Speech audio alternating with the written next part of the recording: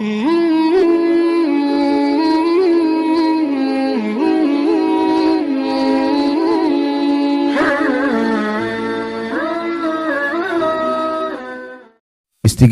adalah meminta doa, menyampaikan hajat kepada selain Allah Subhanahu wa taala, seperti orang berbicara dengan patung, pohon, api, atau mungkin dia meramal nasibnya dengan ramalan bintang.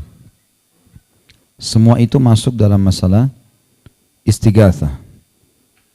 Dan sayangnya banyak sekali konsumsian anak-anak kita sekarang mengajarkan untuk itu. Nah, pernah saya mengajak jemaah sekalian untuk menjauhi boneka-boneka dari rumah semaksimal mungkin. Apalagi kalau dasarnya memang dikartunkan boneka itu dengan cerita-cerita yang bisa merusak istighatha ini.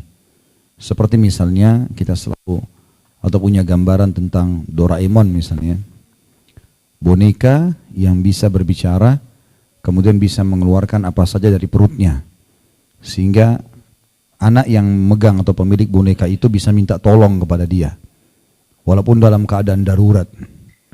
Mungkin kita orang dewasa menangkap itu, oh ini kartun, lucu, kreativitas, seni, apalah bahasanya. Tapi bagi anak-anak kita berbeda. Terlebih lagi kalau kita memang sengaja memberikan boneka Doraemon di kamarnya. Maka yang ditangkap sama dia apa? Seperti kartun itu. Mungkin kita tidak sadar pada saat dia mau tidur diajak bicara bonekanya. Mungkin dia minta sesuatu padanya. Maka ini masuk dalam masalah akidah. Dan banyak contoh-contoh yang lain tentunya. Bapak Ibu mungkin jauh lebih tahu dari saya. Banyak sekali jenis-jenis kartun-kartun yang harus kita jauhi dari anak-anak kita karena memang meminta tolong kepada selain Allah Subhanahu wa taala. Seperti yang banyak dikonsumsi hampir semua anak Indonesia mungkin tidak asing dengan kartun cerita anak Hindu yang dikenal dengan anak dewa ya. Itu selalu diputar dengan serial-serialnya. Saya pernah temukan kebetulan anak-anak saya batasi sekali. Tidak boleh mereka mengkonsumsi televisi karena banyaknya acara-acara yang bisa berpengaruh pada mereka. Satu waktu pernah TV menyala di rumah, mungkin habis mati lampu terus nyala gitu ya. Terus terlintaslah kartun itu. Anak kecil yang badannya berwarna biru gitu kan. Terus kemudian anak-anak saya duduk. Biasanya memang mereka tanya ke saya dulu, ini boleh atau enggak gitu. Maka pada saat itu mereka tanya. Saya duduk bersama mereka. Saya duduk kurang lebih 25 menit atau 30 menit menonton kartun itu. Karena saya ingin tahu isinya apa. Subhanallah, 30 menit itu sudah cukup membuat anak kita syirik. Luar biasa gitu. Jadi diceritakan pada saat itu dewa hujan sedang ngambek, marah dengan penduduk bumi. Sehingga dia tidak turunkan hujan. Dewa hujan ya. Kita tahunya dalam Islam Allah Subhanahu wa taala yang menurunkan hujan, yang mempergantikan siang dan malam dan menciptakan apapun. Tapi ini digambarkan tidak ada dewa, dan digambarkan di situ dewa itu lagi duduk di singgasananya di atas awan, di sebelahnya ada dayang-dayangnya, kemudian ada seperti kerajaan, ada buah-buahan.